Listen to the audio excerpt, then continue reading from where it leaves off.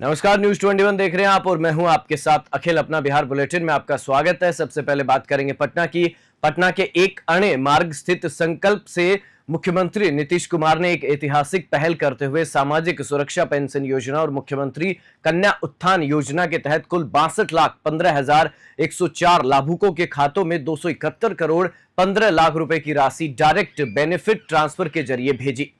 इसमें 61,29,548 लोगों को पेंशन योजनाओं के तहत 254 करोड़ रुपए और 85,556 बेटियों को कन्या उत्थान योजना के तहत 16 करोड़ 70 लाख रुपए का लाभ मिला।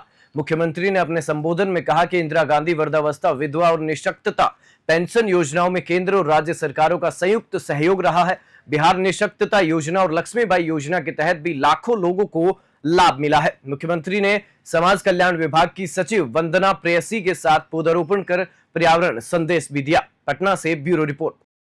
बिहार के उप मुख्यमंत्री विजय कुमार सिन्हा गुरुवार देर शाम बेगूसराय के रतनपुर पहुंचे, जहां उन्होंने श्री राम कथा का शुभारंभ किया। मेयर पिंकी देवी, विधायक कुंदन कुमार और भाजपा नेताओं के साथ उन्होंने आयोजन का उद्घाटन किया।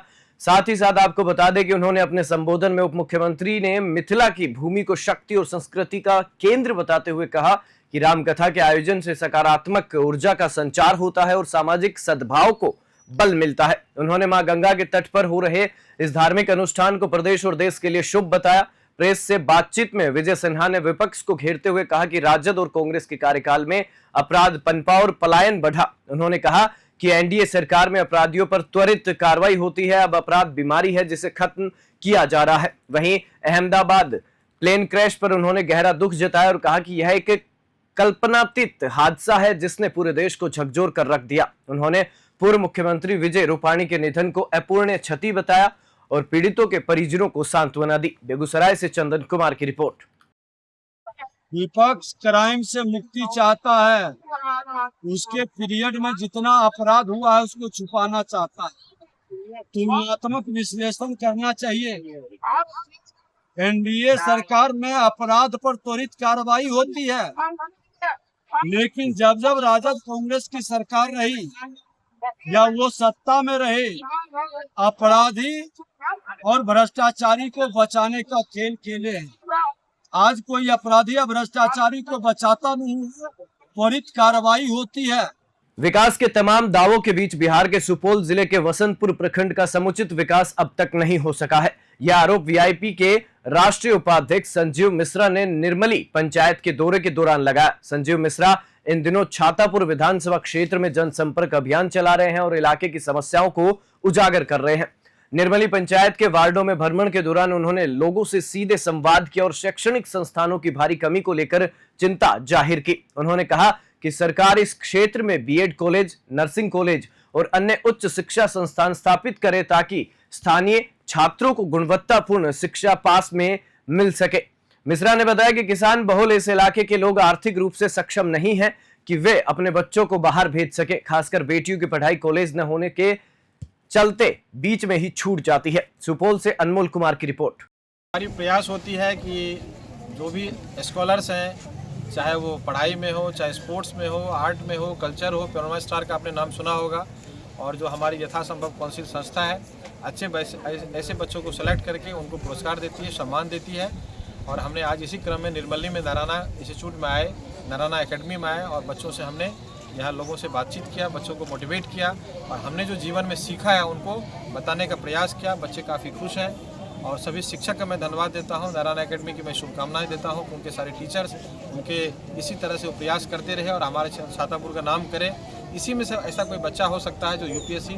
इस वक्त की सबसे बड़ी खबर आपको दिखा रहे हैं बिहार के बगहा जिले के रामनगर से, जहां हरिनगर रेलवे स्टेशन के पास एक महिला ने अपने आप को मालगाड़ी से कटकर उन्होंने अपनी जान दे दी। मृतका की पहचान मधुबनी जिले के झारमोहना गांव निवासी नियाज अहमद की पत्नी फरीदा खातून के रूप में हुई है।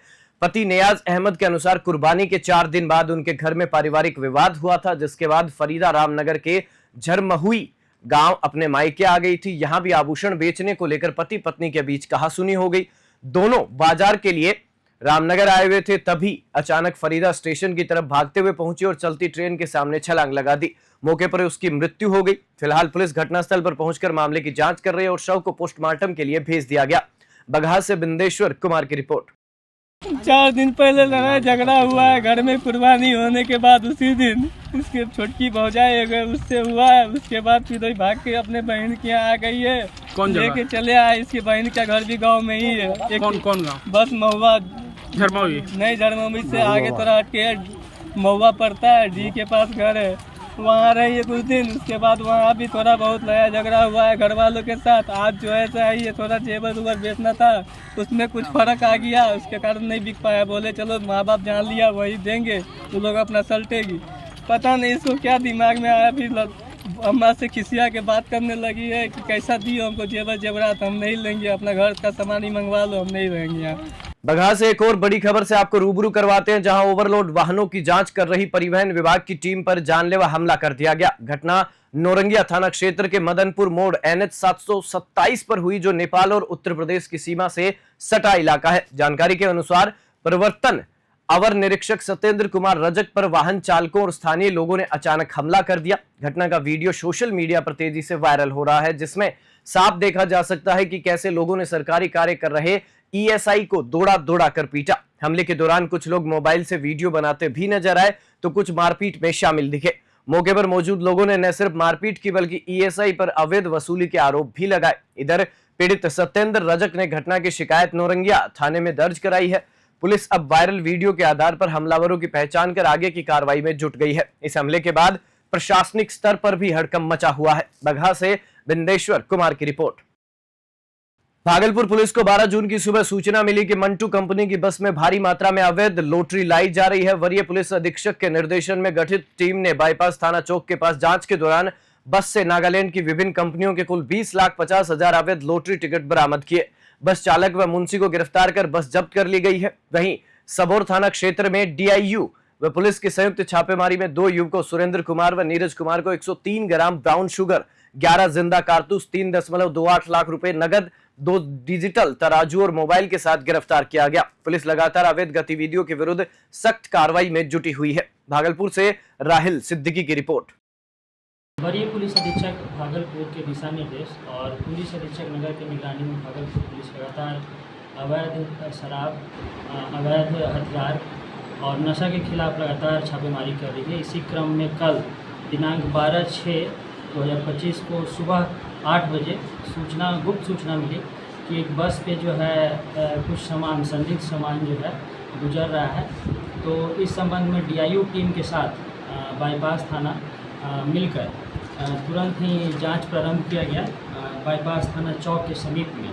और जांच के क्रम में मंटू कंपनी के बस से नागालैंड राज्य के विभिन्न कंपनी का कार्टून जो है कुल 38 कार्टून में कुल 41 बंडल और प्रत्येक बंडल में कुल 500 लॉटरी टिकट, जो कि अगर सारा का गणना किया जाए तो इसकी संख्या हो जाएगी 20,50,000। अपना बिहार बुलेटिन में फिलहाल इतना ही। आप देखते रहिए News 21।